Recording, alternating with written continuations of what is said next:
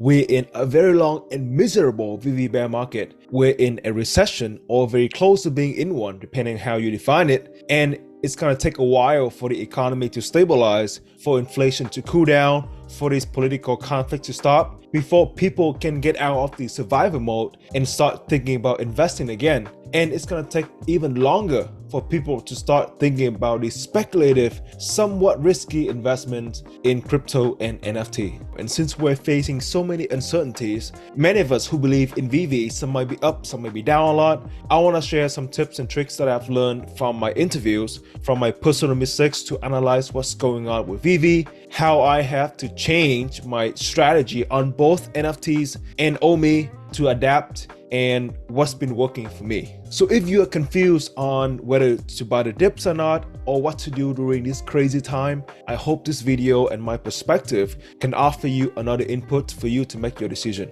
Let's get started with collectibles. My first tip is, if you want to go for drops, only go for meaningful and profitable drops and skip the others. We've gone way past the period when we could instantly 5x, 10x our money just from the luck of buying retail. Back then, the bot situation and the dirty gems artificially inflated the price of these collectibles and therefore created that rush, that euphoria, and that FOMO, and that weird illusion that made us think that we could be making a lot of money just from buying retails. That time is over and we have to change. If you want evidence, go to the market and see how these people are losing so much money, listing way below retail simply because they went for that secret rare or that low mint gamble and lost money, and they had to list way lower than what they pay for just to get out of the painful mistakes. And also, don't forget that 8.5% tax that you have to pay for every single listing nowadays. So it's gonna be pretty painful if you are not strategic about what drops you go for. Tip number 2, at the same time, collectors nowadays have gotten a lot more strategic with their money. They've gotten smarter and more conservative with how they spend their gems. In the past, you could have listed anything just a little bit below floor and people would buy it. That's not the case anymore. Not everybody will buy your listing like they used to because people have gotten smarter, okay? We are in a bear market and we are in a buyer market. Buyers have more powers nowadays. So if you list something, it might take days or even weeks for that item to sell. And sometimes you might get undercut by other folks who don't mind listing for a lot lower than you do. Tip number 3, many people will tell you, hey, just collect what you like, go for the drops, blah, blah, blah. No, don't do that. Are you a real collector, or you are just here to waste your money? Because if you go out and tell everybody, oh, I bought Electras, I am an Electra collector, I bought her for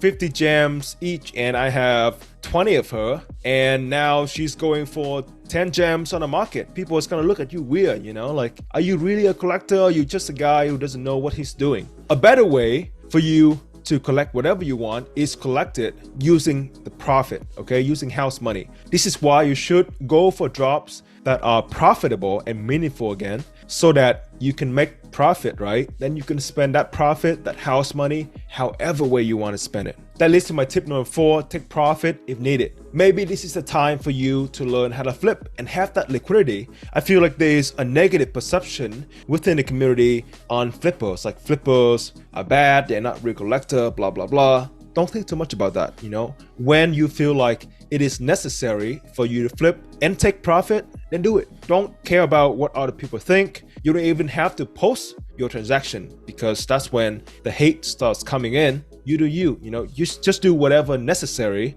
for you to, pay the bills or continue to be in VeVe. I started learning how to flip recently. Obviously, I don't flip everything that I get from retail, but for certain drops, it makes sense for me to flip because it gives me that liquidity to stay in the game, because we are in a very challenging time. Not everybody have cash laying around. Everybody's trying to save money or use that for emergency funds or paying down debts because inflation is high and therefore interest rate is very high. So there are other priorities in life that we have to take care of. So now I'm not feeling great putting money into VeVe anymore, but instead I'm gonna try to make money from VeVe and use that profit as my runway to continue staying in the game. One tip that's been working for me is, in your mindset, have that margin that you'll be happy with when you sell that collectible. For example, if you buy a collectible again for 50 gems and you decide, okay, this is a profitable and meaningful drop that I'm going for, I'm gonna get it for 50 gems. Then if I can sell it for 4x or 5x, let's just say 5x to 50, I should be happy with it and I'm not gonna regret it even if it goes to 500 or 600. That is the hardest thing about flipping, okay? That emotional roller coaster, okay? You sold for 250, the next day it goes to 500, you're like, oh, damn it. And then you FOMO in again and it drops. Then you are making that painful mistake.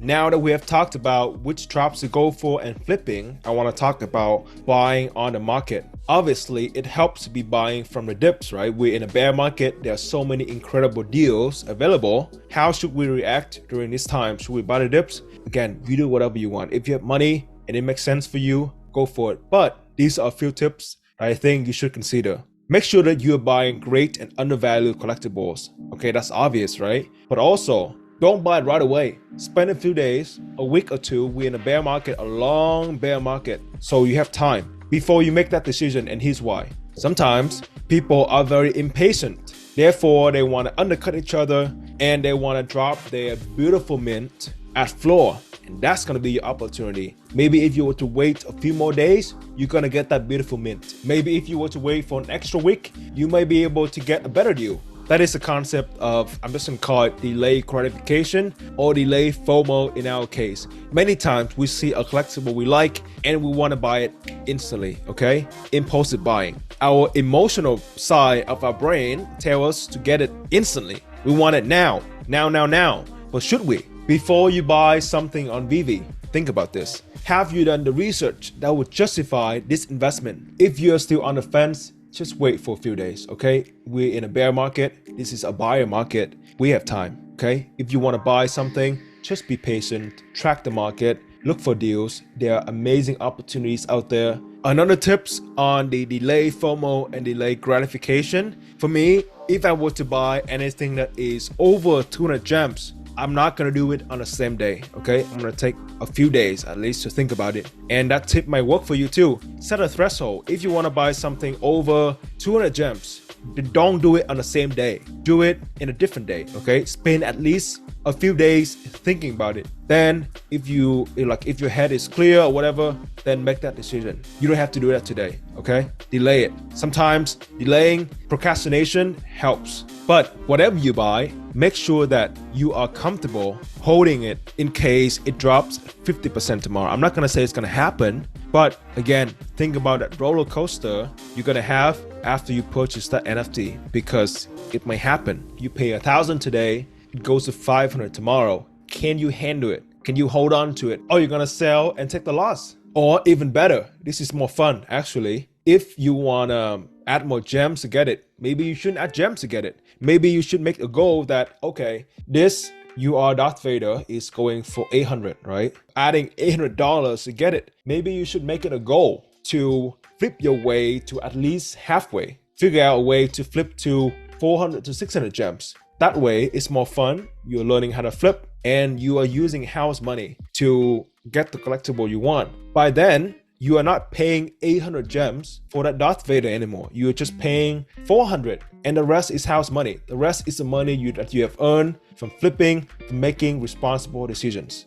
And it's going to be a skill that will help you in the long run. Before we move on to OMI, okay, I have another section on OMI. If you have enjoyed the tips on the collectibles, please give this video a like. Let me know what you think in the comment section below. And most of all, subscribe now so that you don't miss out on the actionable and valuable insights brought to you by Vivi's experts and biggest whales that will help you to make the better decisions. All right, let's get to OMIs. We are also in a crypto bear market. OMI at this time is at 0.0012. I'm not gonna say it is overvalued or undervalued. That's your decision. But if you're on the fence about whether to get more OMIs or not, maybe you're afraid of, if you were to put too much money into OMI at this time and it was to go down further, you're gonna have so much risk. But at the same time, you think this dip is tempting and money is made during the dips, I think what I'm doing will be very helpful for you.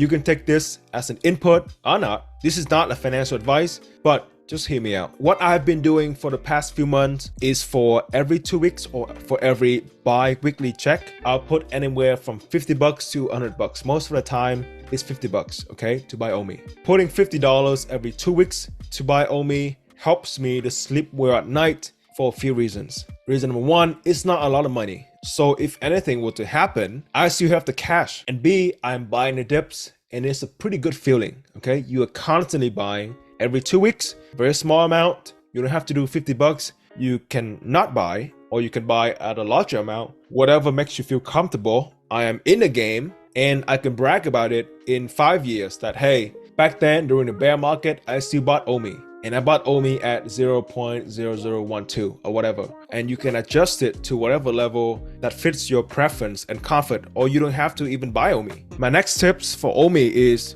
be careful who you listen to.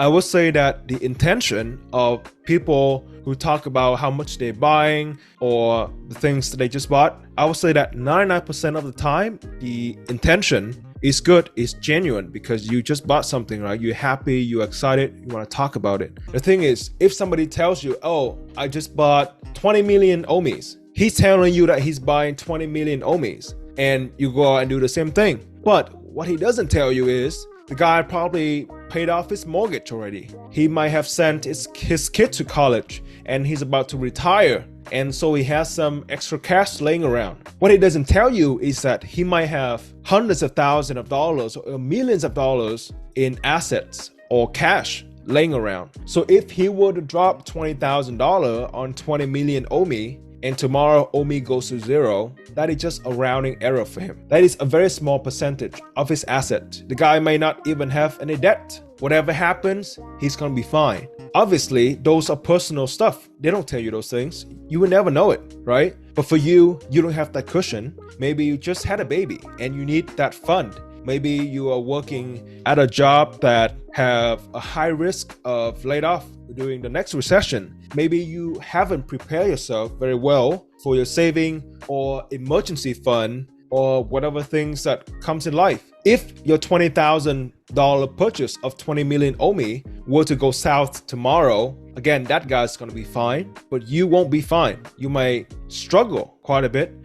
So again, I think the intention that everybody has when they tell you they're buying something is good and genuine. I think most of the time people are not trying to pump anything, but there is a lot of stories, there's a lot of backgrounds behind it that you don't know, because everybody's different, man. Maybe this is the time for you to focus more on things outside of VeVe. Maybe this is a time for you to step out of the VeVe bubble and the OMI bubble and start thinking about emergency fund or your saving or your kids' college fund or just other things that needs to be renovated inside the house. And put off VeVe for now. Focus on the essential things in life. VeVe is a very promising project. It's gonna be here, in my opinion. It's gonna be here tomorrow. It's gonna be here 3 to 5 years from now, 10 years from now.